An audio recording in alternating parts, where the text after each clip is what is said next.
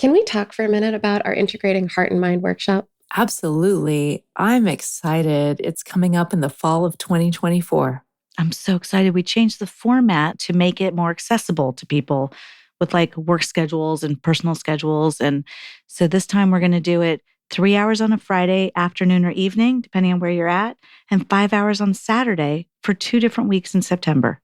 Yeah, it's so great. Like if you're finding yourself stuck in like sticky bad patterns or having communication issues or something like that, or if you want to just like get closer and trust yourself or your partner more, this is the workshop for you. Yeah, and individuals are welcome, couples are welcome. If you're interested in really thinking through how to serve yourself well inside of your relationships, then we've built a workshop that will support you in finding the ways that are just right for you. To sign up, head over to our website at whydoesmypartner.com/events.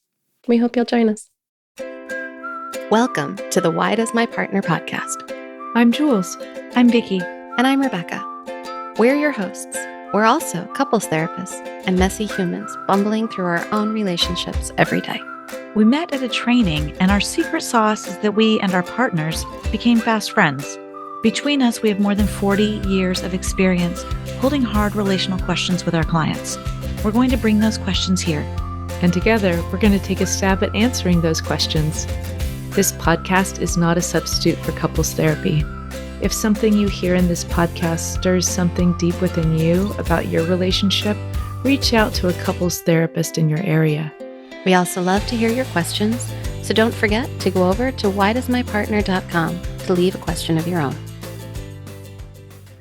Our next live workshop, Integrating Mind and Heart, will be held online from September 22nd to 24th, 2023. If you want to get closer and trust each other and yourself to get through the hard moments, this is the workshop for you. Sign up at whydoesmypartner.com/events.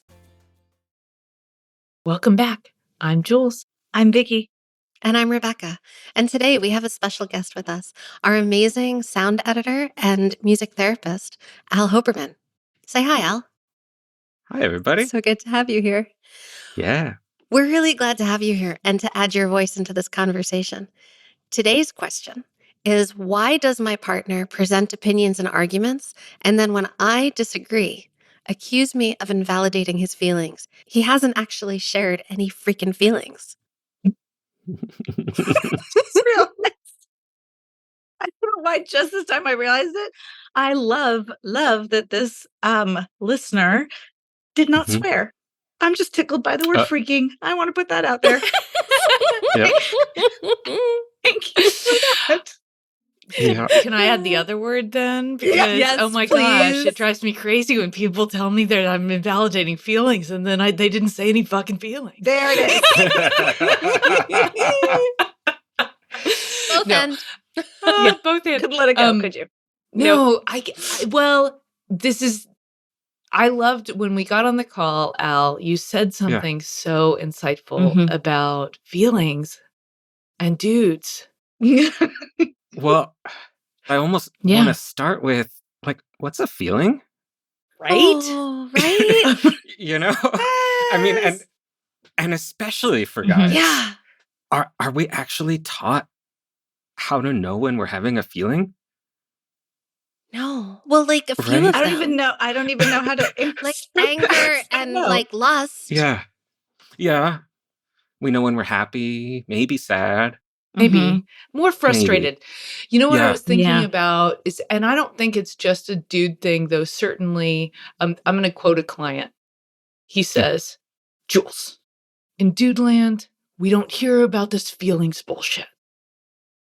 And I think there's something very different, probably. I don't know, because I was raised in a world where I'm in girl culture. So I only know that side of it. But talking about feelings with girlfriends was a normal part of every day for as long as I can remember. Yeah. Like, What how are did you that sound feeling? like? Okay. Yeah. How are you feeling? What's up? Even play. Like, I think about it with my kiddo, who is a 9-year-old sweet girl. And she still loves imagination play, and what she wants to Yeah, do totally. is play with the dolls and talk about what feelings are happening while we're pretending to cook breakfast at her play kitchen, right? So it's just such a normal part of everyday vernacular for her. She could name 5 feelings she's having simultaneously, and she's 9. Yeah. Mhm. Yeah. And She's she's also your your daughter. daughter. Yeah. It's true. She has a mom therapist. Yes. Yes. Because Yeah. I was like, I don't even think that mine are very in tune with like frustration and anger, and I have to dig for the sadness or hurt or something else. Mm, They don't like to go there. mhm. I mean, you could see it. They only express anger. Yeah, but this gets back to this question, what is a feeling? Mhm. How are we defining that? And from the neuro research, the answer would be there's as many different answers to that question as there are researchers who study it. There is no solid answer. We don't actually totally understand what it is that's happening internally and from a brain science perspective and Yeah. how exactly this thing we're calling emotion is created.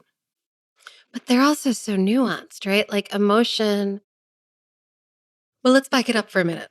Before I get into like the nuance of emotion, can we back up and go back to the question for a second? Mhm. Yeah. Mhm. Because I think it's really important that we acknowledge that there's like two different things happening inside the question.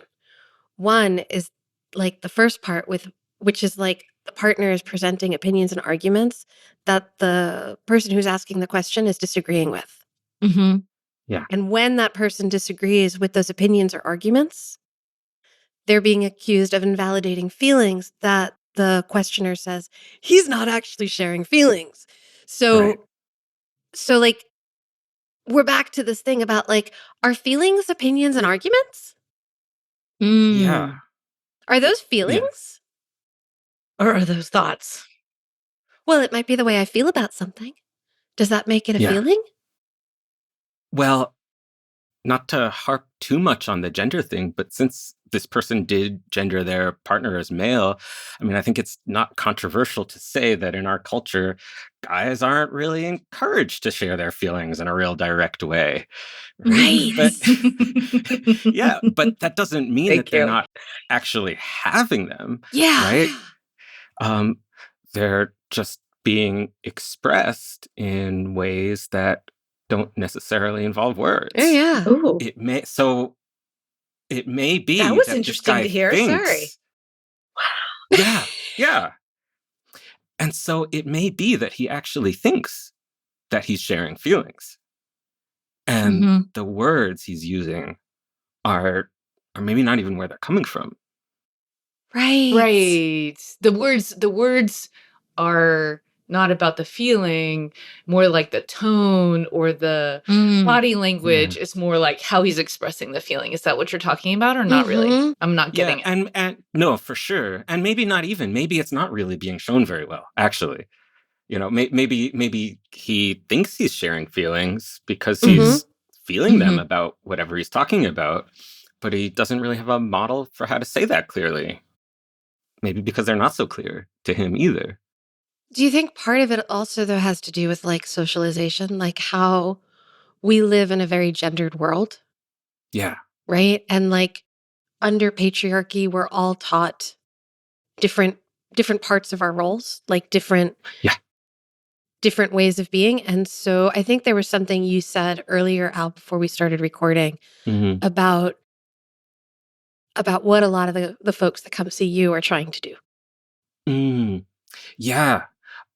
A lot of the people that come to my practice, I think of as like, as men, male identifying people who have tried so hard to fit in with like what they think they're expected to be as men, Mhm. and it's not really such a good fit. Mm. And me kind of being one of those people who is perfectly happy identifying as a man, but not really in that typical way. Mhm. I think those people find me because they're looking for another Of way. how you can be a Mhm. Yeah. dude, Mhm. Yeah. right? Yeah, for Yeah. another way to be a guy. Mhm. Yeah. Um Mhm. Yeah, and one of the things that you're looking for or working through is, how are you going to express feelings? I'm just thinking Yeah. about a recent couple I had in an intensive, and that was one of the things we were talking about was, okay, so how you're expressing feelings right now is not landing for her as expressing feelings. So do you want to teach her how to read feelings as you express them, or do you want to shift how you're expressing them, or maybe a little bit of both? Both. Right. So we were working we were working on, can we speak each other's language a little bit more? I don't love the book When Men Are from Men Are from Mars and Women Are from Venus. It's not my favorite book, but I really like the concept, right? Like we don't, any two people, right? Doesn't, I'm not gendering this, but like any two people don't really speak the same language. We have to Yeah. learn each other. Mm-hmm. Right. And so I think that's part of this, is that like, let's go back to this, like how complex and how nuanced are feelings? Yeah. Oh my gosh. Well, I mean, this is insane, right? So what does your brain have to do all the time? It has to figure out how to allocate resources inside your body for what you will need 3 to 5 seconds from now. That Mm. amazes me. Right. Because you need to I know, can't like, does grasp my that. heart rate? Well, here's a really simple example. So imagine for a moment, just notice your chair underneath you. And imagine for a moment you can let it hold you up just a little bit more. Like really, trust your chair for a second. Yeah. I'm bad at that. Yeah. Yeah. Try. Do it even Just a 5%. little Well, I bit just more. did it. Yeah. Yeah. Even great. Even 5%. Now, just notice where your body is, how it's doing. Then, without doing it, you're not going to do anything. But imagine you're about to stand up and sprint as fast as you can to touch the door nearest you. And then melt your body. Yeah. That was your brain going, Whoa. we're going to get up and run? Cool. I got this. It's like And it's gonna every sure molecule starts vibrating. Yeah. Oh, I felt nothing. Oh, and by the way, people are not going to feel the same thing. So some people feel a surge of energy. Some other people are not so attuned to their body, so they may not feel a big shift. Other people might actually feel more of a Shocker. collapse because getting up and running is Yeah, not could be safe for freeze. them, or it's not okay with their body Right. in this moment, and they actually downregulate in response to that thought. I'm not saying That there's a right way to that feel. there's a right or No. wrong way to respond That's a to that hysterical imagining. I'm saying you experiment, though. will have a response to that experiment, yes, even if you didn't totally track it. So I know, Vicky, you have a different kind of relationship with your body. I And so do. it takes a little bit longer for you to attune to it enough to see the changes inside. So that little experiment is just, there's your brain making a guess about where your resources will need to be in just a sec. Right? So you have to do that 100% of the time. So you have to gauge, what is my internal capacity in this moment? I.e., am I already feeling stressed, or am I hungry, or am I tired? Did I not sleep very well? Okay, so you have to make an internal resource assessment all the time. And then you have to take all the external stimuli and wonder, what all does this mean to me? Right? Any moment. And how do you do that? You lean into your history. You go, well, what did it mean last time? What did it remind me of that was kind of similar enough? I think it kind of means the same thing. Right? Yeah. It could be a new thing that's happening. Right? You take all of that and you mix that up with, by the way, what are my goals and hopes in this moment? And all of that combines into a meaning that your body then can use, a little packet of information, right? That your body can then use, your brain can use to go, well, where should I send resources? And this all happens in? I was just thinking that. Somewhere between a 12th and a quarter of a second. Literally just thinking that. Holy moly. And a few seconds before we're actually initiating any action. Correct. Yeah. And so all my of that Lord. has to happen. And that little packet of information, that little packet of meaning, we are defining as emotion. We're defining as feeling. right? So it's actually a meaning thing. Yeah. Go for it. Something is totally clicking for me right now. So we did that experiment where we Mhm. did this sort of anticipation of action, and Yes. well, some of us felt something in our body. It's like if we're saying that feeling is somehow tied up or made up out of this like connecting Anticipation? past to anticipation, that's why we feel feelings in our body. Why Mhm. we feel feelings in our body. But it's In fact, if you lose Yeah. the part of your brain that receives the data from your body, you stop processing feelings. I'm not kidding. It's the same thing as Whoa. You the know parietal lobe damage and the Mm. prefrontal cortex damage actually have the exact same response as Interesting. far as other than the Ah, paralysis on the one side. In parietal lobe, you get that. In the prefrontal cortex, you don't. But it's basically you've shut down a feeling processing center. And Yeah. part of it is receiving the data from all this somatic stuff. Mm. Isn't that wild? it's totally Mhm. wild. And you know where I'm going with this? I'm going back to the question. Yeah. Uh-huh. I keep going back to the question. Of I'm going to course, be the because you person who keeps thank taking us back God to the somebody is question. doing it. Mhm. Yeah. So so as I do this, as I take us back to the question, which is again, like the partners presenting opinions and arguments Yeah. and then saying when you disagree with that, you're invalidating my feelings. I think it's because some of us experience the feeling and move into the reaction or the reactivity Yeah. or the what I'm going to do about it. Right? There's like Mhm. Mm. a very logic brain kind of like, okay, feeling, okay, go in there. Right? So here's Mhm. the opinion and argument. That's formed out of what? Out of the feeling. Mhm. The feeling is informing that. Mhm. Right. But then you're missing those 5 little seconds Yeah. that Yeah. Jules had us notice there, Ah, right? That's yeah, it. Yeah. exactly. Exactly. So there are So, feelings inside of opinions and arguments. of course there are. Oh, yeah. That's what they're Yeah. coming out of. Mhm. Exactly. Totally. But like Yeah. when the questioner is saying he's not sharing any feelings, well, he is. Right, Yeah. Mm. and I wanna be with them on this because he Yeah. did Totally. not use feeling words. He didn't use Yes. feeling Right. words. And there are feelings inside of that. Yeah. And So there are how do feelings we inside of help? that, but Mhm. I also Mm. don't wanna support, like, the guess that we should be mind reading each other, right? Totally. Yeah. And I think Mhm. there's something where he's asking his partner here to mind read a little bit Mm. Yeah. I'm in rather total than agreement really with you there. expressing I'm Yeah. not Yeah. what's going sure. on.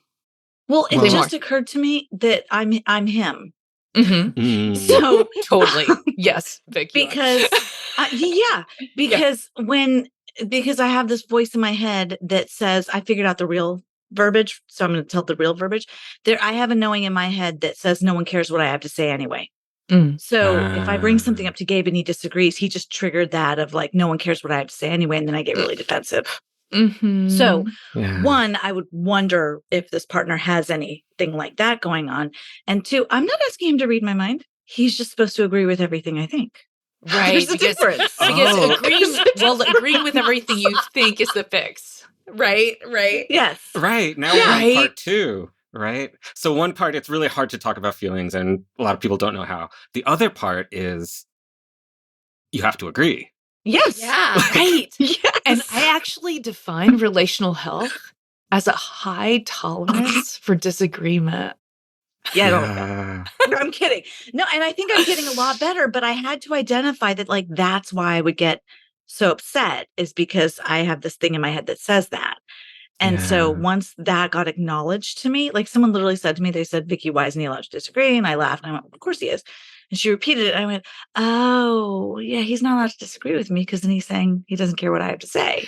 And is that actually the same thing? For you, they're overcoupled, right? Because of this Yes. learning. And Yes. I'm using Yeah. that language a good very word. particularly, Yeah. overcoupled, Mhm. i.e., they always go together for you, or most Yes. often go together for you, when in fact, disagreement is a normal part of life.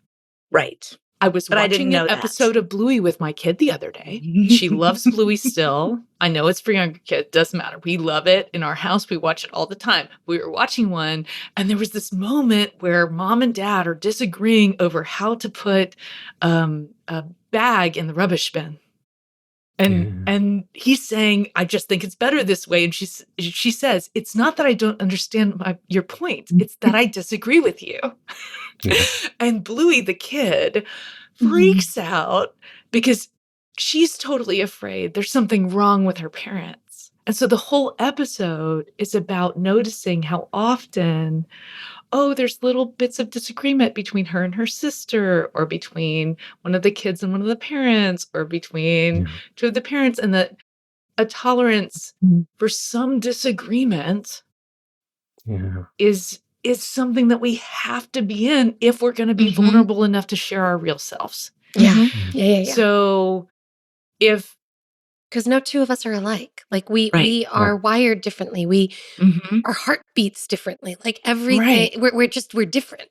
We're different people, right? Yeah. And so if you're one of these people who's listening and you're going, ooh, I've said that to somebody, they invalidated my feelings. When the message you probably gave to your partner when you did that is that it's not okay for them to have an opinion that is different than your opinion.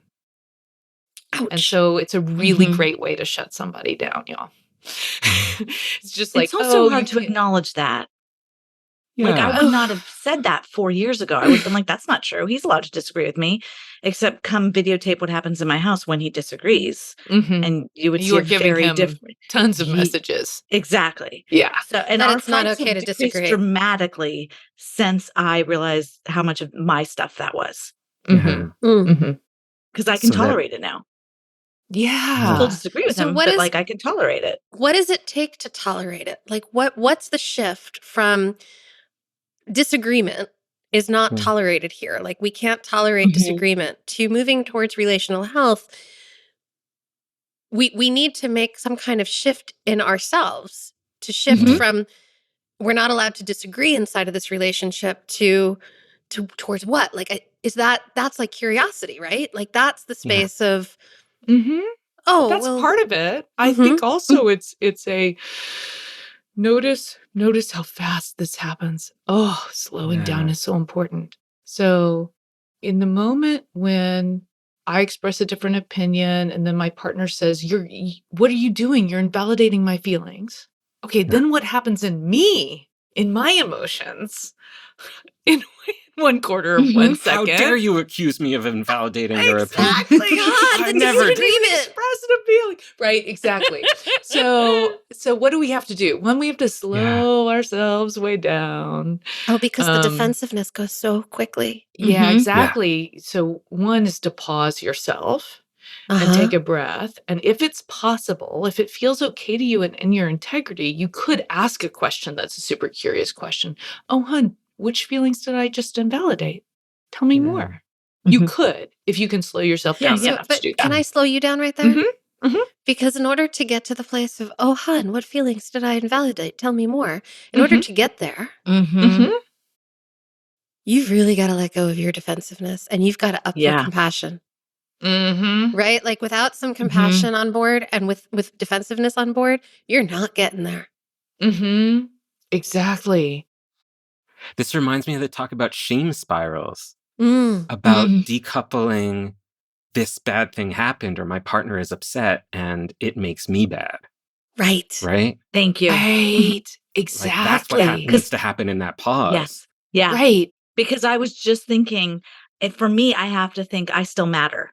Him disagreeing with me is not saying I don't matter, which is basically what you just said, Al. Oh, so there's a way that you have to soothe yourself there, Vicky. You need to soothe yourself, which is upping the compassion, right?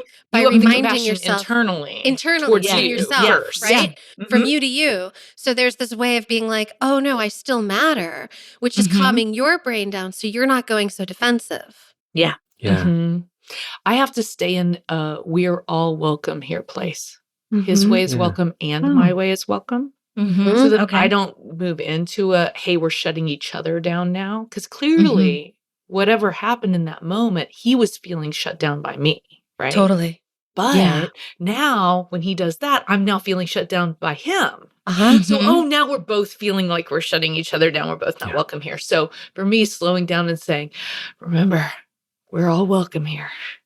So is a really helpful pause. I have another piece that I do recently. Mm. And this, Jules, is thanks to you and your new Mm. book that's going to be coming out in December called Yay! Setting Boundaries That Stick. Everyone go out and buy one. You can pre-order them. They're available now. In Setting Boundaries That Stick, you talk about how to create this like pausing practice. And Mhm. I've been doing it since I first read the book. Mhm. And there's this gesture that is part of the practice. And then there are some words that help guide you back towards your own value system, your own integrity. And what I have started to discover is that the gesture is now popping up for me inside of hard moments before I even like have a moment for my brain to Mm. realize what's happening. And And then I that go, is oh the yeah, power. that's the power. And then I go, oh yeah, wait, there are words that go with that gesture. What are they? What are they? And I remember my words. And then that helps key me back into going like, Mhm. oh wait, yeah, no, hold on a minute. Turn that around. You don't need to Mhm. go defensive, right? Like, right. So that starts shifting Mhm. everything. So massive plug for the book. Everyone go out and buy Thanks, a son. copy of Mhm. Setting Boundaries That Stick.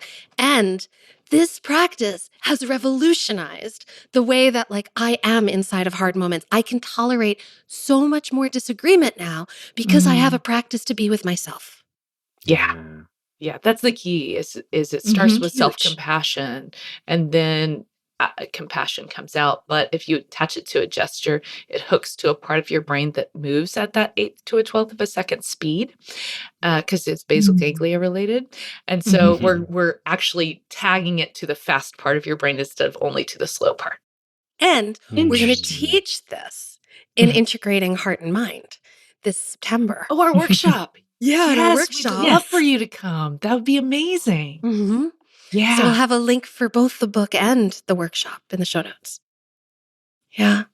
Yeah. So take home points, slow yourself down, ask, hey, what feelings just got Yeah. invalidated? Meet the Right? moment with some curiosity. Mhm. And take home points. Not all of us express feelings the same way. Maybe it's time for a meta conversation about how we are expressing feelings. Mm. Maybe that even Oh. leads to more Mhm. nuanced language. Because reminder about the research out there, y'all, the more nuanced vocabulary you have about feelings, the more correlated that is to overall mental and physical wellness. What? That's Large amazing. emotion vocabulary equals better health Health. outcomes in Mhm. general. Wow. So cool. Yeah. You know, let's up our vocabulary. Yeah. Mhm. And if you're the one who's not okay with your partner disagreeing, there's a U-turn there too on what is it you're afraid of. Yeah. Thank you for that. Wow. Yeah. Mhm. Love it. All right, let's Good call Love it. it. And folks, do us a favor, help us out. Give us a review. Like, It leave makes a such a comment. difference. It makes such a difference. It helps so many people find our show. Take care. Bye-bye. Bye. Love each other best you can, y'all. That wraps up this week's episode. Join us again next week for another Why Does My Partner? We hope that you continue to listen wherever you get your audio and that you'll follow the show. To go deeper, join us at one of our workshops. You'll find our next date at whydoesmypartner.com. Did you know you can ask us your questions? Your questions are relational gold. Go to whydoesmypartner.com to either write in or record your question for a future episode. And here are some gratitudes. Thanks to Al Hoberman, our sound editor and podcast production magic maker. Thanks to every one of you who has joined us for our workshops in the past. We've learned so much from all of you. And thanks to everyone who's reviewed the show on Apple Podcasts. Your reviews help others to find the show. Take care of each other best you can. See you next time.